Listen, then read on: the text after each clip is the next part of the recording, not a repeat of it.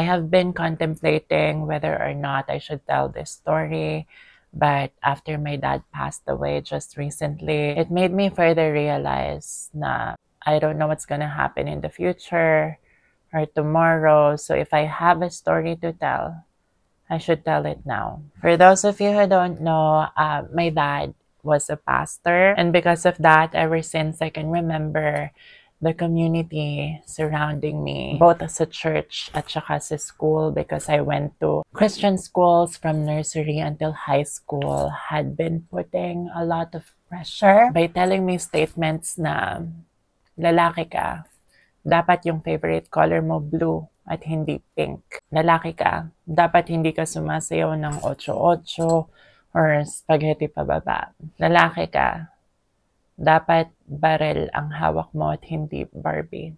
But merong isang tao sa buhay ko who had never put this pressure on me. Ni isa sa mga katagang sinabi ko kanina. Wala akong narinig sa kanyang ganon. And that is my papa. In fact, I have here my first ever Barbie doll. Bili to sa akin ni papa. And I remember I was 5 years old, nasa SM department store kami. Kinuha ko to nang walang sabi-sabi. At walang sabi-sabi, walang pagdududa, walang question. My papa paid for this and bought this for me. Because he knows his child.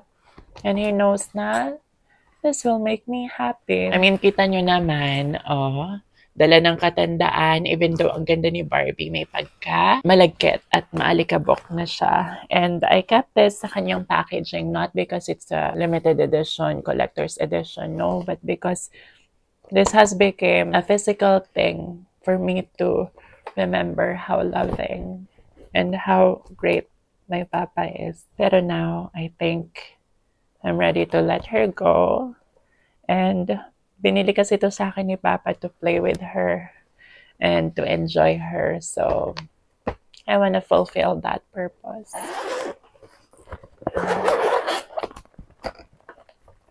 Now, during his wake sa pang-apat na gabi, there's this one elderly co-pastor na pumunta. He confronted me.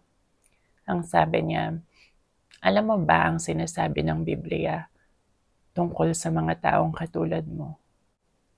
I was stunned. Nagulat ako. Not because first time kong makarinig ng ganitong question or discrimination in a way. Believe me, being a public figure for 8 years, ang dami ko nang narinig ng ganyan. Pero first time kong makarinig ng ganun sa kapwa pastor ni Papa at sa burol pa niya. That moment, parang iniisip ko, totoo ba to? Nangyayari ba to? Because number one, I am still grieving. Seryoso ka ba? Wala kang pinipiling lugar. Ayan yung tatay ko. And number two, ayun nga, ever since I was younger, lagi na lang akong kinukutsa, kinu-question. Parang yung buong childhood ko naging uncomfortable, komplikado. Hindi naging masaya. Because of these people deeming my identity and my life to be wrong, to be kasalanan. And for quite some time, ang akala ko tapos na yun. Nakalampas na ako sa trauma na yun. Akala ko enough na yung naging action ng dad ko, that he was able to fight for me by accepting me and loving me the same way as I know my God does.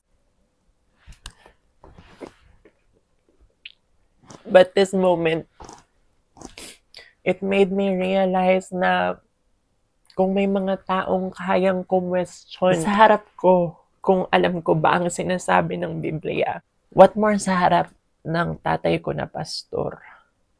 Alam kong the act of him accepting my identity has been questioned by number of people. At wala man akong pruweba, wala man akong recorded footage or screenshots, pero Alam kong ilang beses din ako pinagtatanggol ng papa ko. Anyway, ang sabi ko sa kanya, I may not know the Bible from cover to cover, but I'm in the process too. Because one thing I know is that I have a relationship with God and I have accepted Jesus Christ as my personal Lord and Savior. Tapos sumagot siya ng isa pang tanong. The most common question na all my life, ilang beses, hindi ko na mabilang kung gaano karami na natanong sa akin is, kailan mo nalaman na ganyan ka? So I told him, ever since I can remember, pink na po ang favorite color ko, si Barbie ang idol ko, at si Sergio ang crush ko at hindi si Marimar. Eventually, marami pa siyang mga naging tanong, hindi ko na lang maalala specifically at ayoko rin naman magkwento ng hindi ako sigurado sa detalye. Pero one thing's for sure, I made sure to answer those questions with respect. Bagay na hindi niya nagawa sa akin nung gabing iyon at bagay na alam kong my dad would be proud of me because kaya kong ibigay sa kanya. Humaba yung usapan, lumapit yung mama ko at biglang bumait yung demeanor niya. Sabi niya sa akin, alam mo, anak, I'm just concerned sa'yo. Actually, kinausap ko na yung mama mo tungkol dyan. Sabi ko na sana baguhin ka ng Panginoon. And my mom, Miss Bengwane, she told him na, sinabi ko naman po sa inyo, kung babaguhin ng Diyos yung anak ko, di babaguhin. Pero kung hindi, okay lang din. Dahil ako at ang asawa ko, pinili naming tanggapin at mahalin ang anak namin dahil mas mabuti nang maging malapit kami sa kanya kaysa mapalayo pa. Now, hindi po ba yun ang ini-expect sa atin ng Panginoon? Ang mahalin ng ating kapwa kahit makasalanan sila. Mic drop, mother, mic drop. I love you, mama. I love you, papa. And in that moment, yung pastor na yun, he shed a tear, naiyak siya. Sabi niya, okay, anak, kukwento ko sa'yo.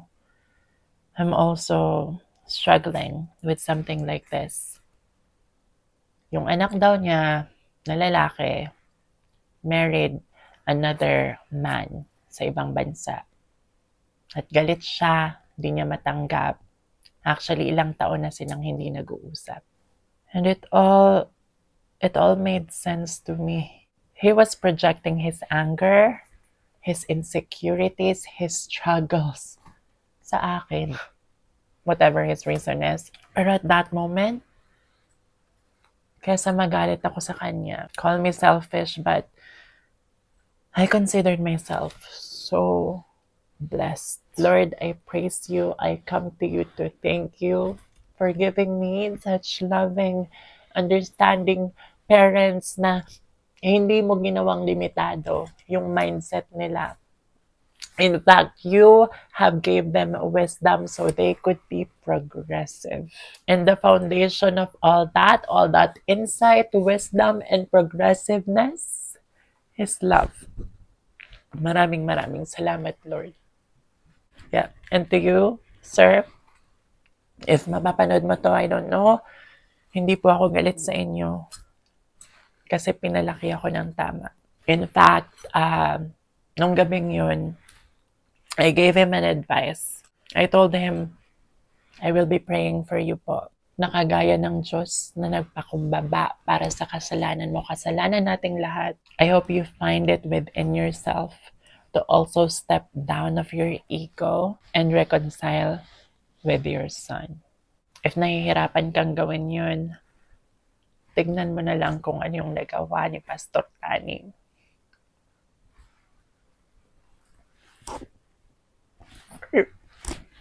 For me. Oh. Anyway, ito na si Barbie. Specifically, school cool. Dati sabi pa ni Papa, siguro kaya school cool Barbie is because school bukol. I don't know. TV show ata yun dati. And it makes sense kasi meron siyang bonnet. Pantakip ng ano niya, ng bukol. Thank you, Papa. Not only for this, but